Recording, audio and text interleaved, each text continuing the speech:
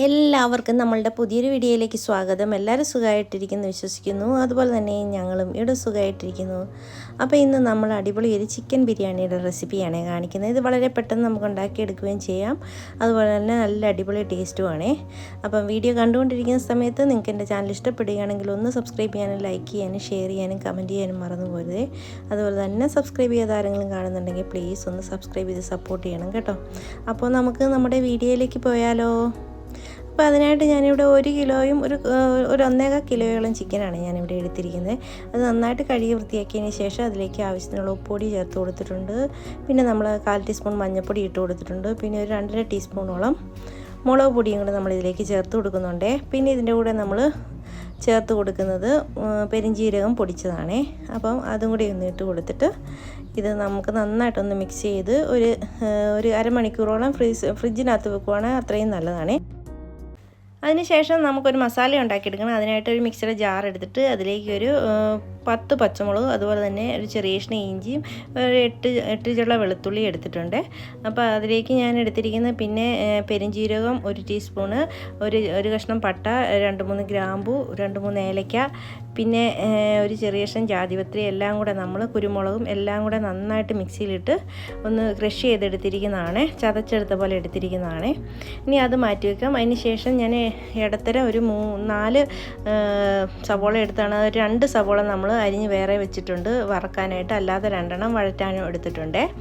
ഇനി നമ്മൾ ഒരു പാൻ അടുപ്പത്ത് വെച്ച് ഇതിലേക്ക് നമുക്ക് ആദ്യം സവോള ഒന്ന് വറുത്തെടുക്കണം. അതിനാവശ്യമായ എണ്ണ ഒഴിച്ചു കൊടുക്കുക. നമുക്കത് ഇഷ്ടമുള്ള എണ്ണ ഏതാണെന്ന് വെച്ചാൽ യൂസ് ചെയ്യാവേ. സൺഫ്ലവർ ഓയിലോ വെളിച്ചെണ്ണയോ യൂസ് ചെയ്യാം. അപ്പോൾ ഞാൻ അതിലേക്ക് നമ്മൾ നൈസായിട്ട് അരിഞ്ഞ് വെച്ചിരിക്കുന്ന സവോള ഇട്ട് കൊടുത്തിട്ടുണ്ട്. ഇനി ഇത് നമുക്കൊന്ന് വറുത്ത് കോരിയെടുക്കണം. ഇളം ഗോൾഡൻ ബ്രൗൺ ആകുമ്പോൾ നമുക്കിതൊന്ന് കോരിയെടുക്കണം. നന്നായിട്ട് മൂത്ത് പോകരുത്. മൂത്ത് കഴിഞ്ഞാൽ പിന്നെ ഒന്നുകൂടെ കരിഞ്ഞു പോകും. ഇളം ഗോൾഡൻ ബ്രൗൺ ആകുമ്പം കോരി വെച്ച് കഴിയുമ്പോൾ കറക്റ്റ് ഗോൾഡൻ കളറായി കിട്ടുവേ. അപ്പോൾ അങ്ങനെയൊന്ന് ചെയ്തെടുക്കാം. അപ്പോൾ ഞാനതൊന്ന് വറുത്തെടുക്കുവാണ്. അതിന് ശേഷം അതൊന്ന് കോരി വെച്ചതിന് കഴിഞ്ഞിട്ട് നമ്മൾ കുറച്ച് കാഷ്നട്ട് ഒന്ന് ഫ്രൈ ചെയ്തെടുക്കുവാണ്. അപ്പോൾ ഇത് രണ്ടും ഒന്ന് വറുത്തതിന് ശേഷം നമുക്ക് ഇതിലേക്ക് തന്നെ നമ്മുടെ ചിക്കൻ ഒന്ന് ഫ്രൈ ചെയ്തെടുക്കണം. അപ്പോൾ ഞാനിതൊന്ന് വറുത്ത് കോരുവാണേ. ഇനി നമുക്ക് ആ വെളിച്ചെണ്ണയിലേക്ക് തന്നെ നമ്മുടെ ചിക്കൻ ഇട്ട് കൊടുക്കാം. നന്നായിട്ട് ചൂടായി കിടക്കുന്ന എണ്ണയാണ്. അതിലേക്ക് നമ്മൾ പുരട്ടി വെച്ചിരിക്കുന്ന ചിക്കൻ ഇട്ട് കൊടുക്കുന്നുണ്ട്. അപ്പോൾ അത് 2 ബാച്ചായിട്ടാണ് ഞാനിത് ഫ്രൈ ചെയ്തെടുക്കുന്നത്. കാരണം ഇത് 2 ബാച്ചായിട്ട് ഫ്രൈ ചെയ്യാനുള്ള ചിക്കനുണ്ട്. ഒരുമിച്ച് ഇട്ട് കൊടുത്തു കഴിഞ്ഞാൽ ഭയങ്കര പാടാണ് നമുക്ക് തിരിച്ചും മറിച്ചുമൊക്കെ ഇട്ടൊന്ന് ഫ്രൈ ചെയ്തെടുക്കാനായിട്ട്. അപ്പോൾ ഞാനിത് തിരിച്ചും മറിച്ചുമൊക്കെ ഇട്ടൊന്ന് ഫ്രൈ ചെയ്തെടുത്തിട്ടുണ്ട്. ഇങ്ങനത്തെ കളറാകുന്നിടം വരെ നമുക്ക് ഫ്രൈ ചെയ്തെടുത്താൽ മതി. എന്നിട്ട് നമുക്കിത് എണ്ണയിൽ നിന്നും കോരി മാറ്റി അടുത്തതും കൂടെ ഇതുപോലെ നമുക്കൊന്ന് ഫ്രൈ ചെയ്ത് എടുക്കണം.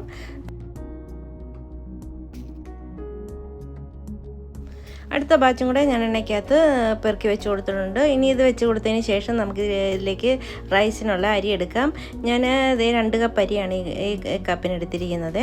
അപ്പോൾ ഇത് നല്ല അരിയാണ്, കുഴപ്പമില്ലാത്ത അരിയാണ്. സെല്ലയല്ല, വേറൊരു ടൈപ്പ് അരിയാണ്, എന്നാലും നല്ല അരിയാണ്. അപ്പോൾ അത് നമുക്കൊന്ന് കഴുകാനായിട്ട് മാറ്റി വെക്കാം.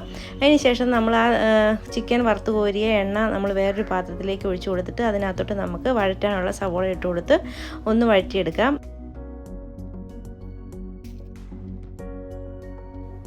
സവാള ഇട്ട് കൊടുത്തതിന് ശേഷം നമുക്ക് നന്നായിട്ടൊന്ന് ഇളക്കി കൊടുക്കാം.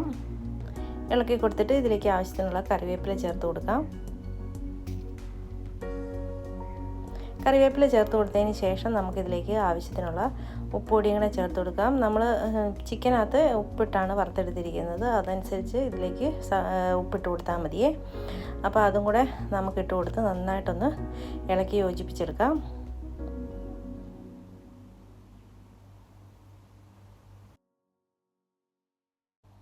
ഇനി ഇതിലേക്ക് നമ്മൾ ചതച്ച് വെച്ചിരിക്കുന്ന എല്ലാം കൂടി ഇട്ട് കൊടുക്കാം.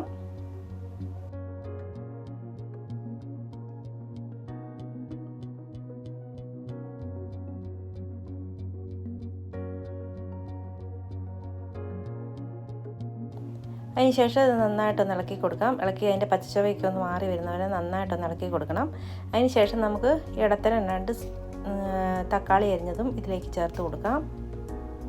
അതിന് ശേഷം അതും കൂടെ ഇട്ട് നന്നായിട്ട് മിക്സ് ചെയ്തിട്ട് നമുക്കൊന്ന് മൂടി വെച്ച് ഇതെല്ലാം ഒന്ന് നന്നായിട്ട് വെന്ത് വരുന്നവരെ വേവിച്ചെടുക്കാം. ഇപ്പം നമ്മുടെ സവോളയും അതുപോലെ തന്നെ തക്കാളിയും എല്ലാം നന്നായിട്ട് വെന്ത് നല്ല പരിവായി വന്നിട്ടുണ്ട്. ഈ സമയത്ത് ഞാൻ അതിലേക്ക് 1/2 ടീസ്പൂൺ മഞ്ഞൾപ്പൊടി ചേർത്ത് കൊടുക്കുന്നുണ്ട്.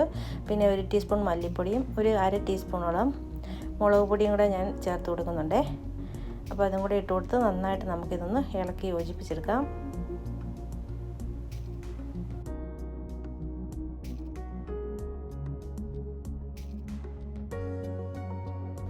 ഇപ്പം നമ്മുടെ പൊടികളുടെ പച്ചമണമൊക്കെ മാറി വന്നിട്ടുണ്ട്. ഈ സമയത്ത് നമുക്കിതിലേക്ക് 2 ടീസ്പൂണോളം തൈര് ചേർത്ത് കൊടുക്കാം. പുളിയില്ലാത്ത തൈരാണ് ഞാൻ ചേർത്ത് കൊടുക്കുന്നത്. അപ്പോൾ അതും കൂടെ ചേർത്ത് കൊടുത്ത് നന്നായിട്ടൊന്ന് ഇളക്കി യോജിപ്പിച്ചെടുക്കാം.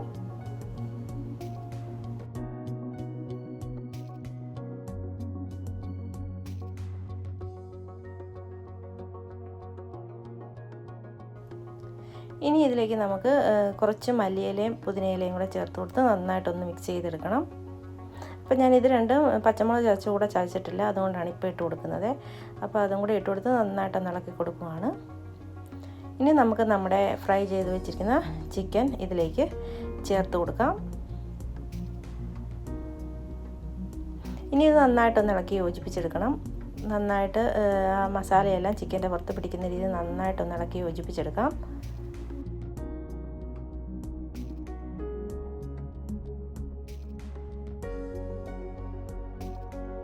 മസാലയൊക്കെ നന്നായിട്ട് ഇതിലേക്ക് നമ്മൾ മിക്സ് ചെയ്ത് കൊടുത്തിട്ടുണ്ട്. ഈ സമയത്ത് കുറച്ച് ഉപ്പും കൂടെ ചേർത്ത് കൊടുക്കുന്നുണ്ട്. ഉപ്പ് നോക്കിയപ്പം കുറവുണ്ടായിരുന്നു, അതും കൂടെ ഇട്ട് കൊടുക്കുന്നുണ്ട്.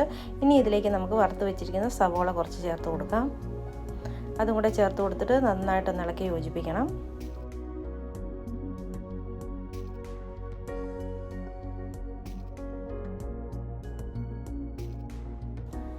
ഇനി നമുക്ക് ഈ ചിക്കൻ ഒന്ന് മൂടി വെച്ച് നന്നായിട്ടൊന്ന് മസാലയൊക്കെ നന്നായിട്ട് റെഡിയായി ചിക്കന് നല്ല പരുവായി വരാനായിട്ടൊന്ന് മൂടി വെച്ച് വേവിക്കാനായിട്ട് ചെറുതീയിൽ വെച്ച് കൊടുക്കാം. അപ്പോൾ ആ അടുപ്പിൽ നിന്ന് ചിക്കൻ മാറ്റിയതിന് ശേഷം ഞാൻ അടുത്ത ഒരു പാത്രം വെച്ച് കൊടുത്തിട്ടുണ്ട്. അതിലേക്ക് ആവശ്യത്തിനുള്ള സൺഫ്ലവർ ഓയിൽ ഒഴിച്ച് കൊടുത്തിട്ടുണ്ട്. അതിലേക്ക് ഒരു 2 ടീസ്പൂണോളം നെയ്യും കൂടെ ചേർത്ത് കൊടുക്കുന്നുണ്ട്. അതും കൂടെ ചേർത്ത് കൊടുത്തിട്ട് പിന്നെ ഇതിലേക്ക് പട്ടയും ഗ്രാമ്പും ഏലക്കായും ചേർത്ത് കൊടുക്കുവാണ്. അതിന് ശേഷം ഒരു പകുതി സവോള അരിഞ്ഞതും കൂടെ ഇതിലേക്ക് ഇട്ട് കൊടുക്കുന്നുണ്ട്. ഇനി അത് നന്നായിട്ടൊന്ന് ഇളക്കിയതിന് ശേഷം ഇതിലേക്ക് ഒരു 1/2 ടീസ്പൂണോളം ഇഞ്ചി വെളുത്തുള്ളി പേസ്റ്റും കൂടെ ചേർത്ത് കൊടുക്കുന്നുണ്ട്. അതും കൂടെ ഇട്ട് കൊടുത്ത് നന്നായിട്ടൊന്ന് ഇളക്കി യോജിപ്പിക്കാം. ഇതെല്ലാം ഒരു മൂത്ത് വരുന്ന മണം വരുന്ന സമയത്ത് നമുക്കിതിലേക്ക് നമ്മൾ കഴുകി വെച്ചിരിക്കുന്ന അരി ചേർത്ത് കൊടുക്കാം. അരി ചേർത്ത് കൊടുത്തിട്ട് നന്നായിട്ടൊന്ന് മിക്സ് ചെയ്യാം.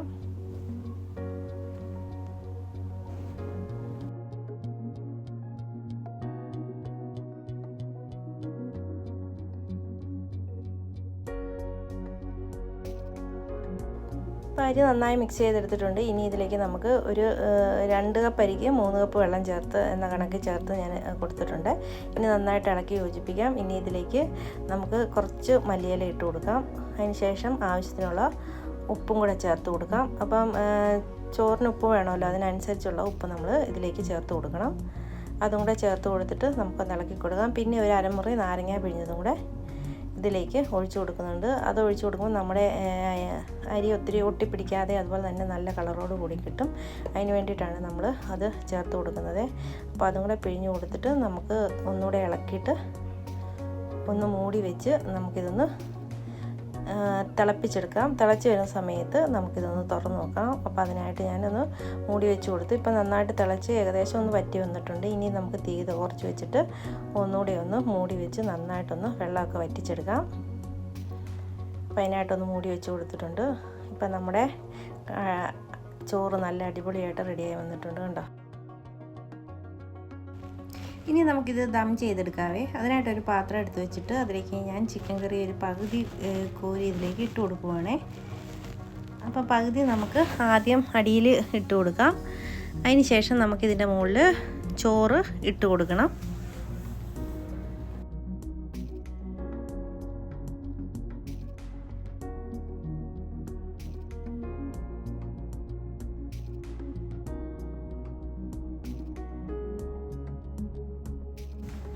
ഇനി ചോറിട്ട് കൊടുത്തിട്ട് അതിൻ്റെ മുകളിലായിട്ട് നമുക്ക് വീണ്ടും ചിക്കൻ കറി ഇട്ട് കൊടുക്കാം.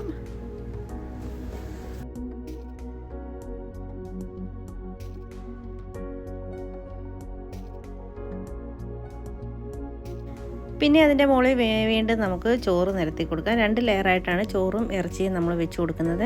ഇങ്ങനെ വെച്ച് കൊടുക്കുമ്പോൾ നല്ലൊരു ടേസ്റ്റും മണവുമാണ് ചോറിന് കിട്ടുന്നത്. അപ്പോൾ അതിന് ശേഷം നമ്മൾ ഫുള്ളായിട്ട് ചോറ് ഫില്ല് ചെയ്തതിന് ശേഷം അതിലേക്ക് നമ്മൾ ഫ്രൈ ചെയ്ത് വെച്ചിരിക്കുന്ന നമ്മുടെ സവോള ഇട്ട് കൊടുക്കുന്നുണ്ട്.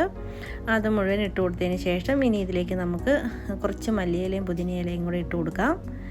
അതും കൂടി ഇട്ട് കൊടുത്തു കഴിഞ്ഞിട്ട് പിന്നെ നമ്മൾ ഇതിലേക്ക് ചേർത്ത് കൊടുക്കുന്നത് കാഷ്നട്ട് നമ്മൾ വറുത്തതാണേ. പിന്നെ അധികം നെയ്യ് ആവശ്യമുള്ളവർക്ക് വേണമെങ്കിൽ നമുക്ക് മുകളിൽ കുറച്ച് നെയ്യൊക്കെ തൂക്കി കൊടുക്കുക. ഇവിടെ ഒത്തിരി നെയ്യ് യൂസ് ചെയ്യുന്നില്ലാത്തത് കൊണ്ടാണ്. അപ്പോൾ ഞാനിത് ദം ചെയ്തെടുത്തിട്ടുണ്ട്. ഇപ്പം നമ്മുടെ super chicken biryani, fried chicken biryani ഇവിടെ റെഡിയായി വന്നിട്ടുണ്ട്. അപ്പോൾ എല്ലാവരും ഇതേ രീതിയിൽ ഇതൊന്ന് ട്രൈ ചെയ്ത് നോക്കണം കേട്ടോ. ഇതുപോലുള്ള ചെറിയ ചെറിയ കുക്കിംഗ് വീഡിയോസും വ്ളോഗ്സും ഒക്കെ ആയിട്ട് വരുന്നവരെല്ലാവർക്കും താങ്ക് യു.